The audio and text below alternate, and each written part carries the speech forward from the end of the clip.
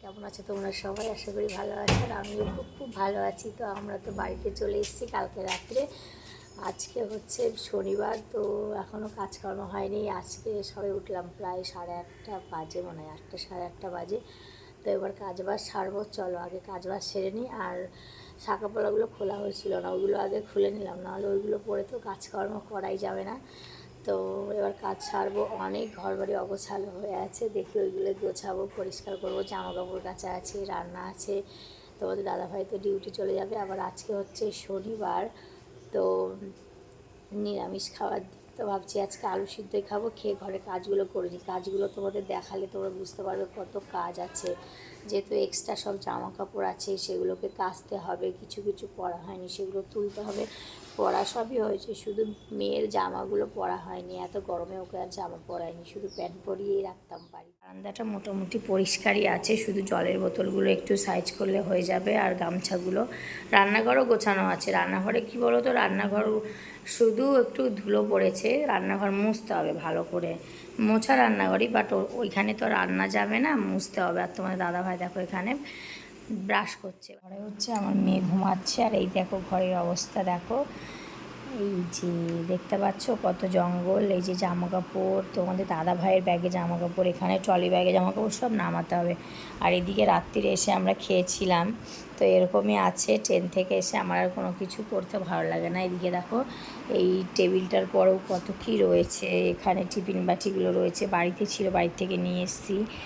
তো আমার মেয়ে দেখো কীভাবে কি ঘুমাচ্ছে উল্টো পাল্টা হয়ে। তো চলো কাজবাজগুলো সেরে নিয়ে আবার দেখা হচ্ছে পরে তোমাদের সঙ্গে। তো বন্ধুরা, সবার আগে শুরু করে দিয়েছি ট্রলি ব্যাগের জিনিসপত্র মানে বার করা। কাচতে হবে ট্রলি ব্যাগের জিনিসপত্র সব কিছু। দেখে তোমার মুখটা একটু ভার ভার কেন বলো তো? তোমাদের দাদাভাইকে বললে না একটু ক্যামেরা ধরে দিতে চায় না, সবসময় মানে স্টানে দিতে হবে। এই যে দেখছো সব স্টানে দেওয়া, এবার ধরে দিলে কি হয়, পুরো মুখ সমেত বডি সমেত কাজ করছি দেখানো যায়, কিন্তু ধরে দেয় না। আর যাই হোক, দেখো আমি টেবিলটার উপরে কত কিছু ছিল ওগুলো ঝেড়ে ঝুড়ে পরিষ্কার করে টেবিলটা সুন্দর করে গুছিয়ে নিলাম। আর তারপরে দেখো টেবিলের পরে এই যা যা জিনিস ছিল, কিছু রাখার ছিল, তেলের বোতল, তারপরে আমার ক্রিম, আরও যা যা আর কি, আর ড্রেসিং টেবিলটা গুছিয়ে নিলাম। আর তোমাদের দাদাভাই এখানে দেখো মেশিনে জামা কাপড়টা কাচতে দিয়ে দিচ্ছে। অনেক জামা কাপড় হয়ে গেছিলো, আর মেশিনটা ঠিক হয়ে আমি আর মেশিনে মানে হাতে কাচিই না বলতে পারো। এখন ঠিক হয়ে কি, মেশিনটা ভালোই ছিল, খারাপ না। আর দেখো কত জল হয়েছে, আর নিচেও দেখেছো কত জল শুকিয়ে কম হয়ে গেছে। যে সাদা সাদা দাগ দেখতে পাচ্ছ, দাগগুলোতে এখনও ওঠেনি, মানে এতদিন হয়ে গেল। তো অনেকটা জল হয়ে ভেসে গেছিলো। আর দেখো তারপরে আমি চলে এসেছি জলের বোতলগুলো সাইজ করতে। আর তোমাদের দাদাভাই বলছে কিস না, তুমি তাহলে এই দিকের কাজবাজগুলো করে নাও, আর আমি হচ্ছে ফ্রিজের জলটা পরিষ্কার করে দিচ্ছি, আর ওই ঘরের জলটা পরিষ্কার করে দিচ্ছি। পুরো জলের জল হয়ে গেছিলো, জানো না কি বলবো। তো দেখে কেমন লাগছিল আমার, যে দেখো পুকুরের মতো মনে হচ্ছে জানি বন্যা বয়ে গেছে। আর তারপরে দেখো যেগুলো যেগুলো রাত্রিরে জল ভরেছি এসে, সেটা তো তোমাদের সাথে শেয়ার করা হয়নি, ওই জলগুলো ওখানে রাখলাম। আর যে বোতলগুলো খালি সেগুলো আমি উঠোনে রেখে আসলাম।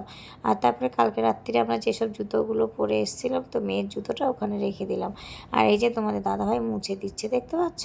আর আমার তো ঘর বাড়ি গুছানো পুরো কমপ্লিট, দেখতেই পাচ্ছ। বিছনার চাদরটাও আমি চেঞ্জ করে দিয়েছি। তো এবার দেখো ঝাড় দেওয়ার পালা। তো আমি ঝাড় দিয়ে নিচ্ছি, চলো ঝাড় ফাটগুলো দিয়ে নিই। ও আমি মনে হয় বিছনার চাদর চেঞ্জ করেছি, আমার খেয়াল নেই চেঞ্জ করেছি না করিনি, আমার মনে হয় করিনি বিছনার চাদরটা চেঞ্জ, এরপরে করব। তো যাই হোক চলো, ভুলে গেছি আসলে, ভিডিওটা অনেক দিন আগে তোলা। তো তো ঘরের একদিকে আমি ঝাড় দিয়ে আর একদিকে ঝাড় দিয়ে নিচ্ছি। আমার মেয়ে মনে হয় ঘুমাচ্ছে, হ্যাঁ আমার মেয়ে ঘুমাচ্ছে এখনও। তো দেখো ঘরে আমার মেয়ে সব খেয়ে খেয়ে ঘরের মধ্যে ফেলবে, খাটের তলায় ফেলবে। লিচুর ওইগুলো লিচুর পাতা পড়েছিল, বাড়িতে যাওয়ার আগের দিন তোমাদের দাদাভাই লিচু এনেছিল, তো ওই লিচুর পাতাটাই পড়েছিল, আর একটু ঝুল হয়েছিল, একটুখানি টেনে নিলাম। আর তারপরে দেখো আমার মেয়ে উঠে পড়েছে, আর দেখো আমি রান্নাঘরটা ঝাড় দিয়ে নিচ্ছি। তো আবারও বন্ধুরা যেতে হবে জানো তো, কোথায় বলো তো, আমার বাপের বাড়ির দিকে যেতে হবে, একটা নিমন্ত্রণ আছে। এই যে এলাম, আবার এক সপ্তাহ পরেই যেতে হবে। তো তো যাই হোক, এবার দেখো টেবিলটাও আমি একটু ঝাড় দিয়ে নিলাম। আমার স্বভাব যখনই আর কি ঘর ঝাড় দিই তখন আমি টেবিলটাও একবারে ঝাড় দিয়ে নিই। তো তারপরে দেখো ঝাড় দিতে দিতে কত নোংরা বেরালো। আর দেখবে কোথাও থেকে আসলে তখন একটু বেশি জানি নোংরা বেরাই, থাকা হয় না তো অনেক দিন। আর তারপরে দেখতে দেখতে দেখো ঘরটার সব ঝাড় দেওয়া হয়ে গেল। দেখো চটির দোকান বসেছে, কে কে নেবে বলো তো? চটির পুরো দোকান বসেছে। তো তারপরে ওই দেখো আমি জলের বোতলগুলো দেখেছো ওইখানে রেখে দিয়েছি জল ভরবো বলে, যেগুলো খালি আছে। আর তারপরে উঠোন ঝাড় দিতে চলে এসেছি, বাসি উঠোন তাই না বলো, না ঝাড় দিলে তো হবে না। তো আমি বাসি উঠোনটাও ঝাড় দিতে চলে এসেছি সকালবেলা। তো চলো দেখতে থাকো আমার কাজবাজ। আর আমার কাজবাজ তোমাদের কেমন লাগে অবশ্যই বলো।